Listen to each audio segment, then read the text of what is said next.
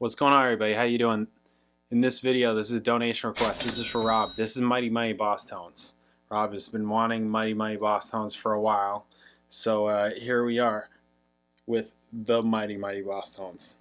This song is Riot on Broad Street off of their album Pay Attention. So I'm not really familiar with the Mighty Mighty Boss Tones. Obviously, I've heard of them. I've heard the impression that I get, right, all that kind of stuff. I actually worked with their most recent saxophonist, Leon Silva. He went to Berkeley and lived in LA. He was in Justin Timberlake's band, and I've done gigs with him before.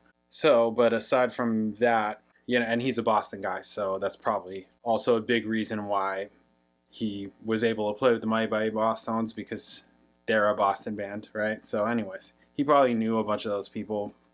Anyways, I don't know. I never asked him about any of that kind of thing, but it made sense to me. Okay, so Mighty Mighty Boss Tones, Boston, 1983. So they're like done, huh? January 27th, 2022, band announced their disbandment. Why did they do that? He's just over it. It's like, yo, this has gone on too. They're like straight up retiring. I mean, 83 to 2022. You know, 40 years. Couldn't just made it one more year. Done a 40-year anniversary and be done.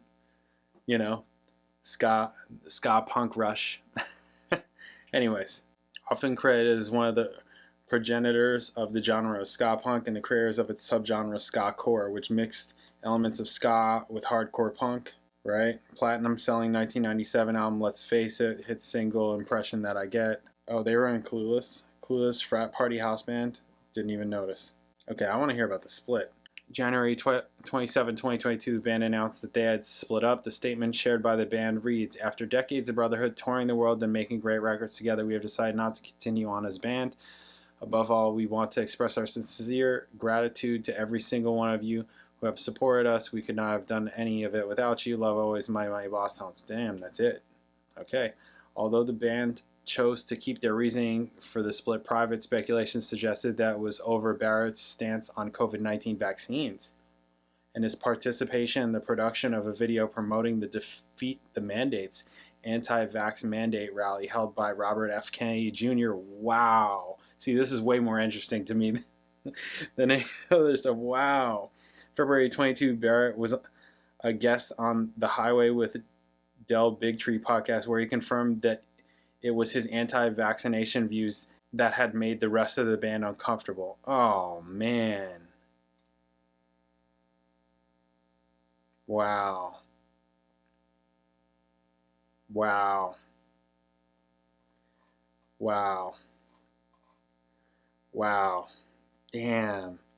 And he wasn't the only guy. So from the band's inception, Lee Barrett's Dickey Betts, bassist Joe Gittleman, tenor saxophonist Tim Johnny Vegas Burton, and dancer Boss Tone Ben Carr remained constant members. So it must have been like those guys, because everybody else you would think is just like a hired person. Wow, that is nuts. And how, I mean, I don't want to get into, it's not really, it's, you know, what it is. All you gotta know is I've moved from California to Florida. That's all you gotta know, you know, about what I think about it. I think that's insane. That's a damn shame. And look at how everything's going now. It's just, how ridiculous. I mean, insane. Insane. I mean, I guess the good thing is this guy, how old is this guy, Dickey Barrett? How old is this guy? He's in his 60s? Not even, no, he's 58. Wow. Okay. I mean, he at least had a career, you know, lives in Phoenix now. Wow. That's insane. Well, hopefully he didn't blow all his money. I assume he made some money off of this band. They've been around and had a career for so long. You would hope they made some money off it. It's not like he was just beginning or any of that kind of thing. So, man, what a damn shame. That is just terrible. Ugh. Just like, I can't. Drives me crazy. Okay, so this song came off of their album Pay Attention, which is from 2000. Their 6th album. All right, it's one of the tunes on the record. We're going to check it out. Let's do this. Bam.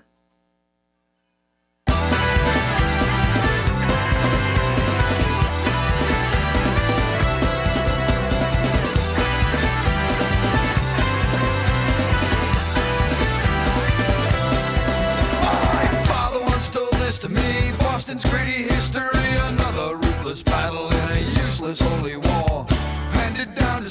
seas and tensions that'll never ease. When the afternoon on Broad Street it blew up down there for sure.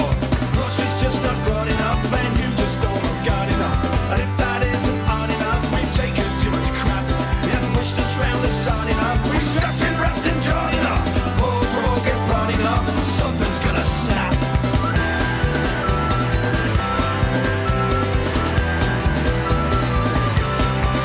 Boston firefighting volunteers on their way to fight a fire somewhere. Met a funeral procession proceeding way too slow.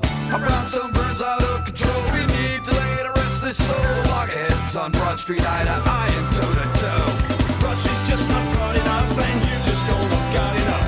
And if that isn't odd enough, we've taken too much crap. We haven't pushed us round the sun enough. We strapped and wrapped and jawed enough. Both broke it broad enough, something's gonna snap.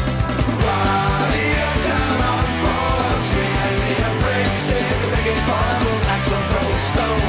Riot down on Broad Street. If I'm going down, I'm not going down alone. I won't go down alone.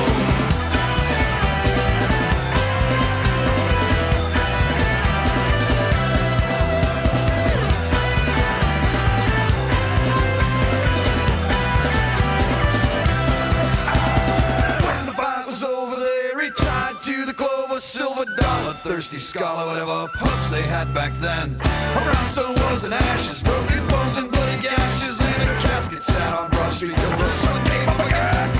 Broad Street's just not broad enough, and you just don't love God enough. And if that isn't odd enough, we've taken too much crap. We haven't pushed us round the sun enough. We've strapped and wrapped and jawed enough. Oh, broken broad enough, something's gonna snap. Riot down on Broad Street, and me a break a stick, a big bottle, axe on cobblestone. Riot down on Broad Street. And if I'm going downhill, I'm not going down alone. If I'm going downhill, I'm not going down alone. And if I'm going downhill, I'm not going down alone. Riot down on Broad Street. Riot down on Broad Street. Riot down on Broad Street. Riot down on Broad Street.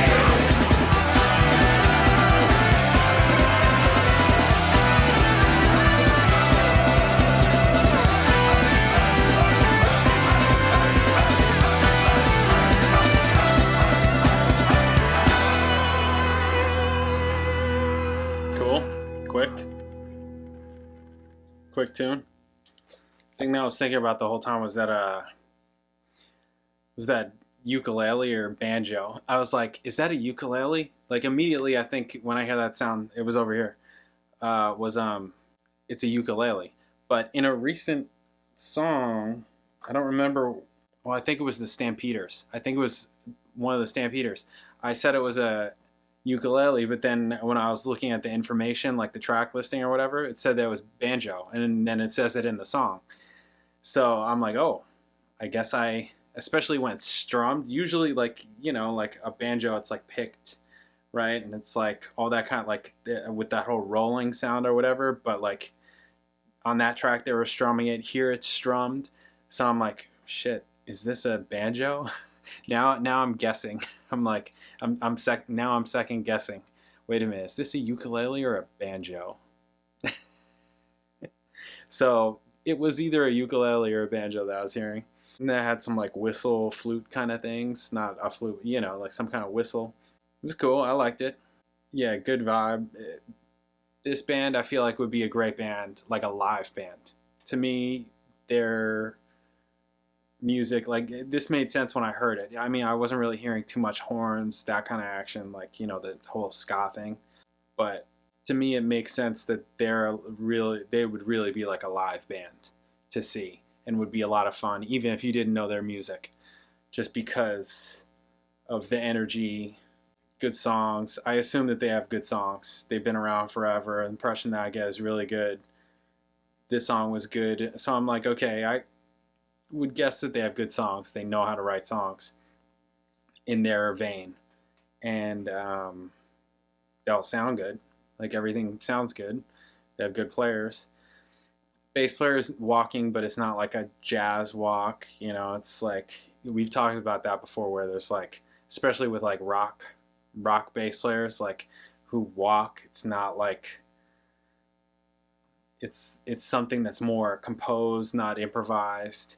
It's like a specific part that will be played the entire time, or played every time that they perform the song the same way, right?